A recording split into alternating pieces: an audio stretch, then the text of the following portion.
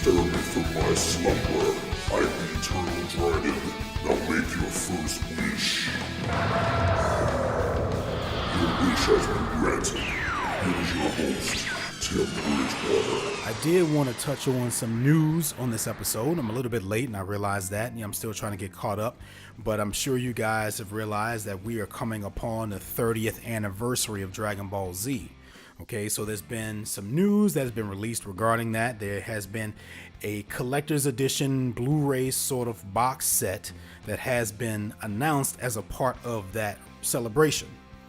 I'm sure many of you have talked about it already and thought about it. I even shared a post about it on the Facebook page, and we kind of had a little bit of conversation going on there. So if by some chance you haven't seen this information, just go to the Facebook page, find the link. You can find the article there. You can also see the conversation that we had about it. Now, I'll kind of elaborate a little bit more on it on the podcast since I haven't talked about it yet, because this is a big deal. I mean, this is Dragon Ball Z. This is the entire reason I do this podcast, right? And so I definitely would love to be a part of the 30th anniversary celebration of it. The question is, do I want to pay $350 to be a part of that celebration? And let me tell you right now, the answer is no.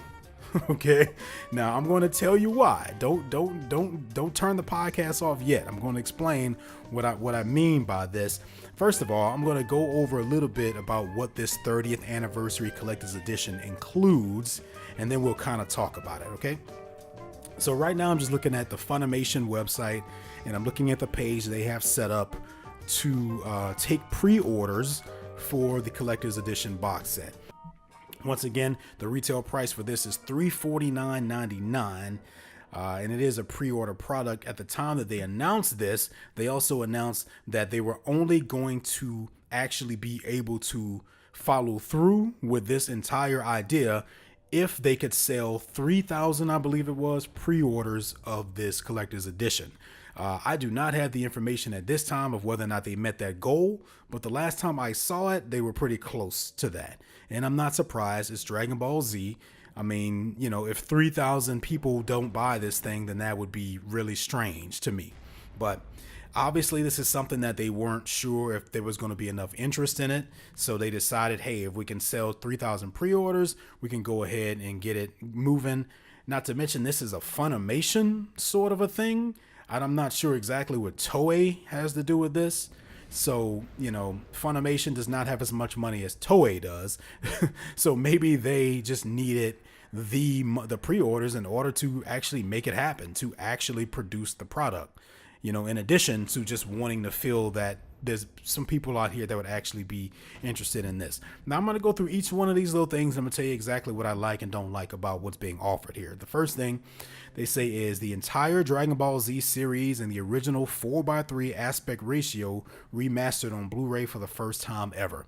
And of course, as a part of their sort of announcement regarding this, they released a video that kind of does some side-by-side comparisons to show what exactly that means. For people that do not know, because I know that not everyone knows what 4:3 aspect ratio means, I'm actually a video editor. That is my career, so I'm very familiar with that kind of shit.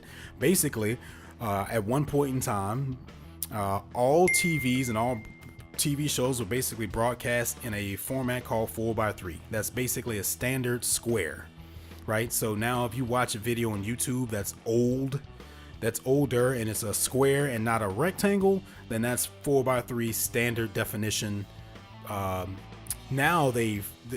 just because of technology, they found ways to remaster 4:3 footage to make it high definition, which is what they're promoting this as, because they're saying that this is a 4:3 Blu-ray. So that means that this would be in high definition, but it would be the standard 4:3 square.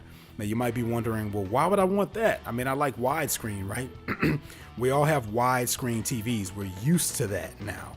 Well, because the original 4:3 version of this would contain more, not more footage, but you'd be able to see more of the actual animation that was created versus the 16:9 widescreen versions. Okay, and the reason why that is, you may know that Funimation has been sort of notorious for releasing widescreen versions that have been marketed as widescreen versions of Dragon Ball Z that would fill the entire screen, right? Instead of having that square, you'd have a big rectangle that fills your entire screen, no black boxes on the side, but that's because they were zooming in on the image. They weren't actually creating additional footage. They were just taking that square and making it and zooming all the way in until it fills up the entire screen. And so as a result of that, you lose some of that parameter animation that's there. So when we watch the 16:9 versions on DVD and Blu-ray, we're not actually seeing everything that's there. There's more stuff that's actually being cut off. Like maybe what's being cut off, whether or not it's important or not, is kind of debatable. It might be a tree. It might be a part of the sky. It might be the very tip top of Goku's head. It may be the very bottom of Goku's shoulder or something like that, right? So we're not actually getting everything. So what they're saying here is that in this version of it, you'll get it all. You'll get the way it originally aired, so you won't lose any of the actual animation that was created. But not only that, it will also be in high definition.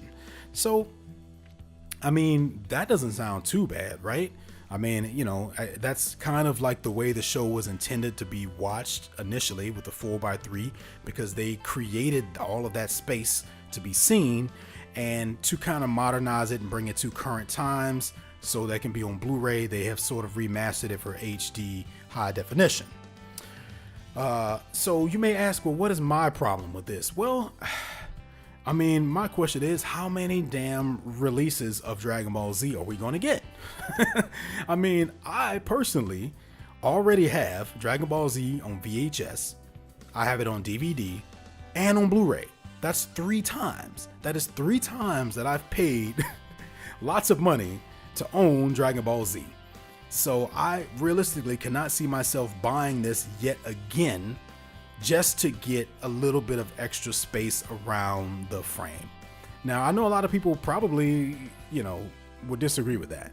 Well, I mean, I think a lot of people would disagree and they would agree. I think we could all agree that it'd be nice to get that original 4:3 format, but I'm not about to pay $350 for it. I'm not. If there was a version of this where I could just get that without the figure, without this extra shit, and it was maybe $100, maybe I consider buying that, but probably not. And here's why. I already own this series in several different formats. Okay. And are those the best versions of it? Probably not, because, well, you know, the orange bricks are very notorious now, but I own the orange bricks. And to be honest with you, when I got those orange bricks, I was fucking excited. I could care less that I was missing a little bit of the edge of the screen. It didn't change anything for me. All the content that I still loved about Dragon Ball Z was still there. I could still see the characters. It didn't change the storyline. You know what I mean? It didn't change the effect that watching the show had on me, because I was missing a little bit of the sides of the frame. And I'm not trying to downplay the importance of that. I'm not at all. But all I'm saying is that for me personally, it hasn't made a big, devastating sort of difference in how I feel about the show. So there's no real incentive for me to go and buy this version of it. I'm happy with the versions that I have. I mean, I'm more than happy with that. And once they came out with the Blu-ray sets, which, you know, this version will also be in Blu-ray, but it'll also be in 4:3. So you'll get, like, once again, you'll get the edges of the frame that was cut off. But it's not that important to me. It's just not. I'm really happy with my Blu-rays. The second I got those Blu-rays, I was fucking thrilled. And the orange bricks, I mean, you can already choose between Japanese versions and the English versions for both dialogue and music on both of those. So, I mean, I kind of have everything I could possibly want already. So I'm really not interested in paying for yet another version of Dragon Ball Z. And a couple years from now, then they'll release another version. I mean, just why didn't you do this from the start? You know, I mean, it just seems like sort of a cash grab, and I'm frankly not thrilled about it, nor am I interested. I tell you, you want to know what would get me excited about this again to where I'd be willing to spend money? And I know that this would be something that's probably so unlikely because it would take so much work and it would probably cost the company so much money to do it. This is not something that Funimation could do. Toei would have to do this. Is that if they took the original 4x3 format of the show, the way it was originally aired, and then they actually drew and created the additional information, the additional animation on the sides to make it 16:9. Okay? So I'm not sure if that's clear. What I'm saying there is you take that 4x3 square and then you make it into a rectangle by creating the rest of the information, the rest of the animation, which means someone would have to go back in there and draw the sides and animate it and then, kind of go over it to make it match everything else. And that sounds like a lot of work, and it probably is. But this is a multi-million-dollar company. I mean, they're supposed to be, their job is to create animation. So it's not like it's impossible. They could go back and they can do that if they wanted to. And that way you're not losing anything. You're not losing any footage that's there already because you're starting with the 4x3. You're making it into 16:9 widescreen by creating the additional animation. So you're only getting more. You're not losing anything. That would be an ultimate sort of version of this that I would love to own. A true 16:9 widescreen high definition version of Dragon Ball Z where they create everything that's missing so that then it fills that 16:9 box. Now, once again, I know that's highly unlikely and will probably take all kinds of money because they'd have to go back and do that for every single episode of Dragon Ball Z, which is 291 episodes. But once again, that's these people's job. It's their job to create animation. That's what they do. So there's no reason why they couldn't do that and then remaster the whole thing in Blu-ray, and then I'd buy it because then I would have not only that full 4x3 the way it was intended, but then I'd have extra animation too. So at this point, that's probably the only way I'd be interested in buying yet another version of Dragon Ball Z. I mean, I have it already, and I'm more than satisfied with what I have. Okay, so let me know what you think about that, because I'm sure that some people will probably disagree. We've already kind of talked about it in the comments a little bit. Some of you guys are already excited to pre-order this thing and get it when it comes out, and more power to you. But some of you guys actually mentioned that you don't own Dragon Ball Z. So by all means, if this is your first time buying it, this isn't a bad way to get it. But I've already bought it 3 times. So for me, it's a little bit different. Okay, and we'll just kind of run through these other ones really quickly.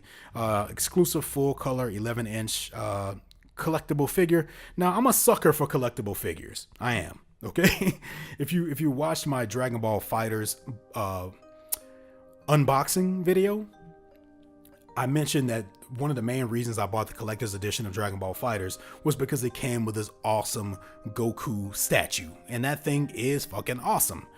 But this one does not excite me. I'm not sure if you saw the photos of it, but I'm sure it's a high quality, high detailed sculpt collector's edition figure, but it's all gray. And I don't like that. I mean, I don't understand why it's all gray. Now they could change this by the time it's actually released. It does say that the art is not final. They could change a lot of stuff between now and then. But if I'm going to get a high detailed, 11-inch Goku, I want it to look like Goku. I want him to have the orange gi with the blue shirt and black hair. Why not? I mean, I don't want him to be all gray. What's the significance of that? I mean, just make him look the way he's supposed to look. I mean, so that pretty much does nothing for me. This full-size hardback art book, that could be cool, but I need to see what's in it. I need to see some examples of what would be in that art book. Is it just, screenshots from the anime? Is it some additional art that's been created? Is it full color? Is it, are there details? Are there facts? Or is there trivia in the book? Or is it just photos? because for me, that's not really a big sell either. I can sit here and Google all the photos of Dragon Ball Z I want. And I could put them in my own little book if I want to. So that doesn't really do much for me either. And then, of course, there's a collectible box and shit, but it's like, I don't know. I have so much of that kind of stuff here. Eventually, I just don't even care about those boxes anymore. And then last but not least, there's an individually stamped and numbered certificate of authenticity, which I could not give any less of a shit about. I don't need a certificate of authenticity. What does that do? What is that going to accomplish for me? Am I going to feel better that it's a real No. We've all been buying bootleg Dragon Ball Z shit for years, and no one's cared about it until, you know what I mean? As long as the product was exactly what it was promoted as, we didn't care. I mean, I still have a couple of VHS tapes that were bootleg Japanese versions of some of the old Dragon Ball Z movies, and they didn't even look that great, but I didn't give a shit. I just wanted it because that's what it was. So I don't really care about a certificate of authenticity. That's not a selling point for me. So for all of those reasons, I'm steering clear of this box set 30th anniversary thing. I mean, look, I guess never say never, but I'm gonna tell you right now, there's a 98% chance that I'm just gonna skip this thing. But no, you know, hey, more power to you if this is something that you want to go out and get. I'm all for supporting Dragon Ball Z. You know, I would never try to talk anyone else out of getting it because I love this show. And I want these people who have put so much time and effort and energy into bringing this show to us to be successful. Why not? Because I mean, they're creating something that makes us happy. So by all means, go buy it. But I've already given these people enough of my money. I've already given Funimation so much of my money that I'm good on this one. I'm good on it. Guys, look, you're already here, okay? You might as well go ahead and watch another video. I mean, why waste your time going anywhere else? Plenty of videos right here, right in your face. Go ahead and click. Make sure you head over to facebook.com/rockthedragonpodcast. Like, subscribe, share, comment. You know it. Do it all, baby. We're going to do it. It's a good year. Yeah, I'm running out of time.